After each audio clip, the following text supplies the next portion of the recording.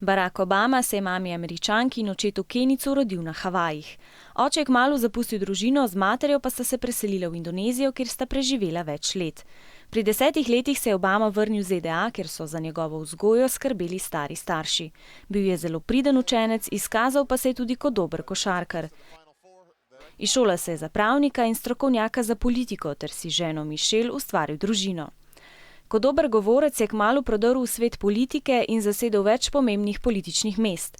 Leta 2008 je postal prvi temnopolti in najmlajši predsednik v zgodovini Združenih držav Amerike. Takrat se je začela njegova najpomembnejša naloga v življenju, za katero je pred 3 leti dobil Nobelovo nagrado za mir. Predvsem pa je družinski človek, ki je na željo svojih hčera Saše in Malije v Belo hišo pripeljal tudi hišnega ljubljenčka.